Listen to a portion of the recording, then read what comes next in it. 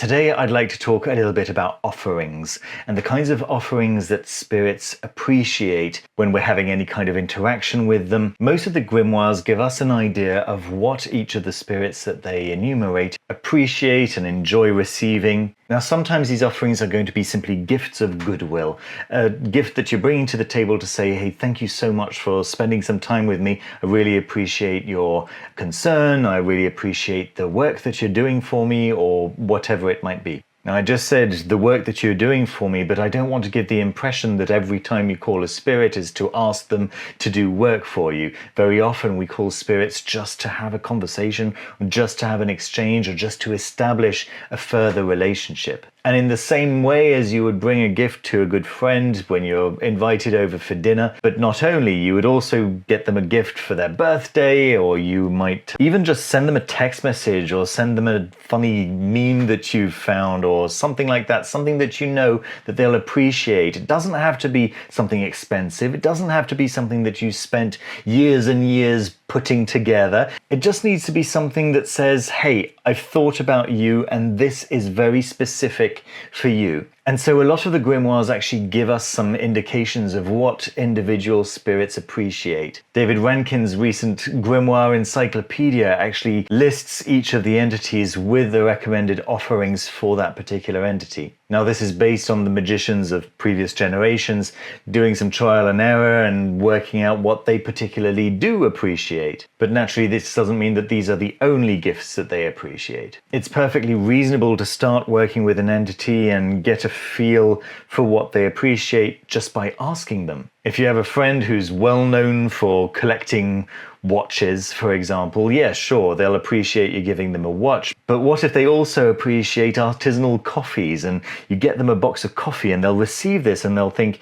do you know what? You've done research a little bit further than what everyone else has researched. It's well known that I like watches, but this coffee, sure, it costs less than a watch, but it's something very special because no one else has ever thought of getting me a box of coffee. Now, I think it's well documented by now that I think that magic is first and foremost a relationship with the self, a relationship with the world around us and with the world beyond the material world. And so these little relationship enhancers, these little gifts that work in human-to-human relationships, we have to think of equivalents that will work with a human-to-spirit relationship. And I really don't want you to think about this as just a human to grimoire spirit situation. I really appreciated the primer lesson, like the pilot lesson, like lesson 0 in Jason Miller's Level Up course, which is about discovering the various levels of the self. Fantastic course that I really strongly recommend actually to anyone who might be interested in how the self actually works. But in the very first lesson, actually lesson number 0, Jason suggests a really nice ritual where you're making an offering to all the possible versions of yourself, past and future. So he lays out the details of the offering, which involves some rice and some black grains and a coin. So very simple items, certainly not items that are going to cost you an arm and a leg. And you pass these under running water and you make this an offering to yourself. And it's just the most beautiful thing. So I'm just talking about this just to illustrate the fact that it's not just when you're calling, demon number 37 from the Authorize, or that other angel from the Ars Almadel, or something like this. I guess the message that I want to get across is that you can make offerings to all kinds of entities, whether they're big famous entities whose likes and dislikes are well known and well documented, or entities that are very specific to your close environment, to the place where you live, maybe the hill behind your house, maybe the little stream at the end of the road, whatever it might be, the spirits of the place where you live. Now, their likes and dislikes are unlikely to be documented, and you may have to find out for yourself what they enjoy and what they don't appreciate. So that's where I'd like to focus a little bit today and talk a little bit about some offerings that are going to be very safe and very generic, so that you can start working with the spirits of where you live, so that little by little you can gain their trust and get an idea of what they really actually want and what they really don't want, so that again, little by little, you can make better and better offerings and gifts that are really going to help your relationship with them along. So the most basic offering that you can make is an offering of food. You have to be a little bit careful with food because just like with people, spirits have got likes and dislikes. Some really appreciate burnt meats and others really appreciate plant-based foods. But there are very few who will refuse an offering of water, milk, honey, and bread.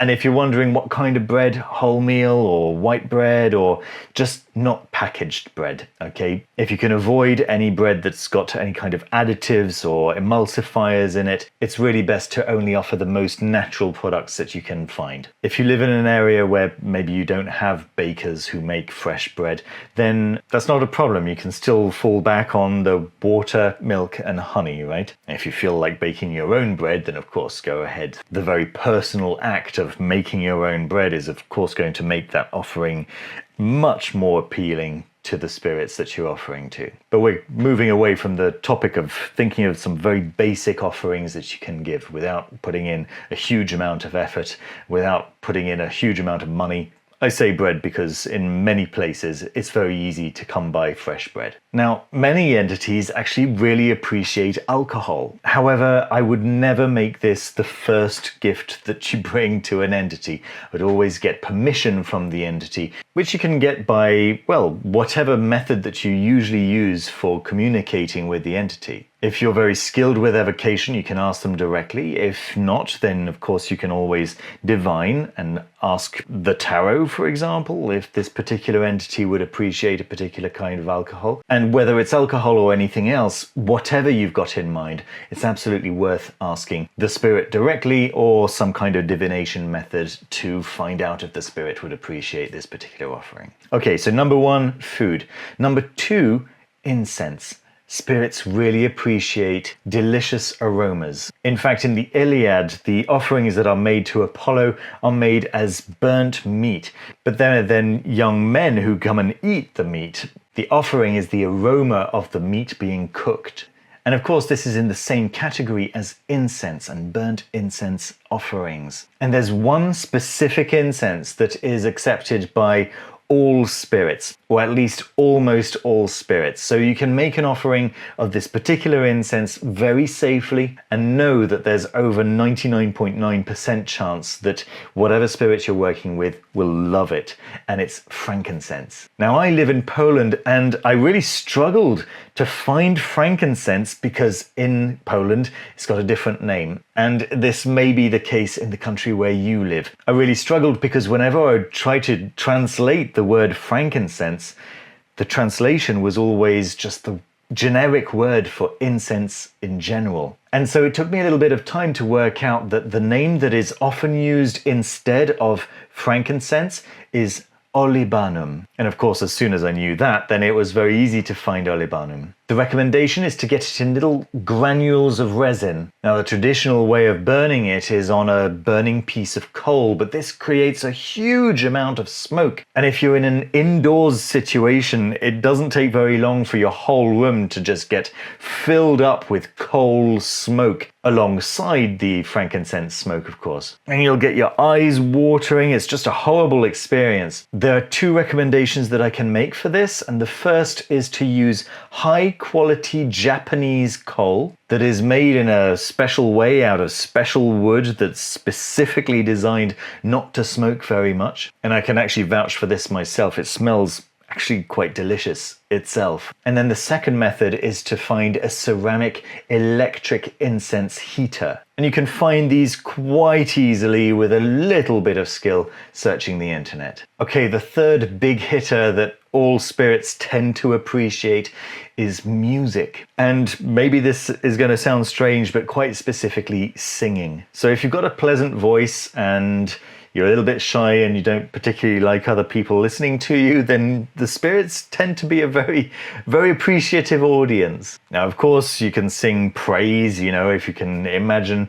and compose your own music to sing the praise of a particular entity, then they'll appreciate that very much. But any song, to be honest with you, any song sung as an offering works wonders, whether you're an accomplished singer or not. Now, there's another category of offerings that come to mind, and this was brought up by Gordon Winterfield in his book Demons of Magick, which is one of the Gallery of Magic books. And his suggestion is to offer a strong human physical experience to the demon with which he's working. And this can range from licking a lemon to watching a horror movie and getting shocks and offering that shock to the demon with which you're working. However, in this particular case, I have to draw your attention to the fact that demons are quite skilled at getting you to make promises that you're going to find very difficult to fulfill. In an early conversation with a slightly darker entity, I made a promise to not drink anything until the end of the day.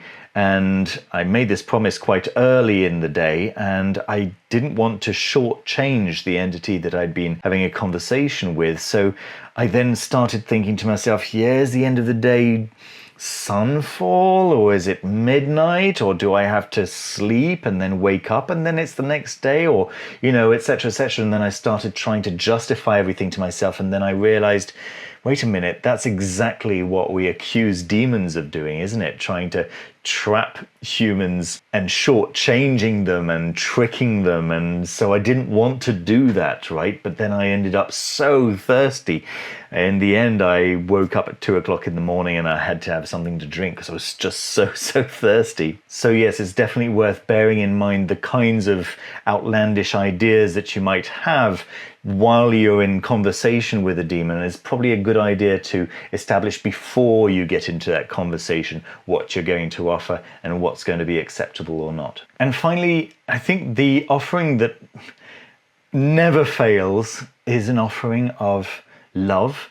And this may sound a little strange, but it never fails. If you offer love, then that is always received with gratitude and with appreciation, no matter which entity you're interacting with. It's very interesting, even the entities that are associated with slightly darker aspects of the human experience. And I'm not talking about adoration here, I'm just talking about literally just love, acceptance, gratitude, just showing an interest at all. That's always just really appreciated by all the entities. It's something that you can easily offer to whichever entity it might be. All right, folks, that's what I've got for you this week. Are there any obvious generic gifts that you can never go wrong with, that are your go-tos? Do you always stick with the offerings that are mentioned in the grimoires, or do you like to improvise and feel out the entities with which you're working and just get an idea of what would be perfect for them? What's your method? I'd love to know about it. And as always, if you enjoyed the video, don't forget to click the like button and subscribe. If you'd like to have a one-to-one conversation where we talk about your spiritual path and I give you recommendations based on where you are in your own spiritual journey, then the links for that are down below. And if you'd like to support the channel, then there's a Patreon, which gives you a number of perks depending on the level at which you join. But all the levels, including the lowest levels, give you access to the Foolish Fish Discord. So come and join us over there. We have some really great discussions on 300 different channels, all different topics related to magic. Now, speaking of memberships, whether on Patreon or on the YouTube memberships, and especially to the level Infinity members, David Venturini, Caitlin Kopok, Aritz Murueta Ramos, hekabooks.com.au, Howard Wolf, Linda Hendricks, Stephen Hunter, and Susanna Red Elves. Thank you so much for your support. And of course, a big thank you to the level 3 members whose names you can see scrolling up on the left over here. Please take care of yourselves, take care of each other, and I'll see you very soon with another video. Bye-bye.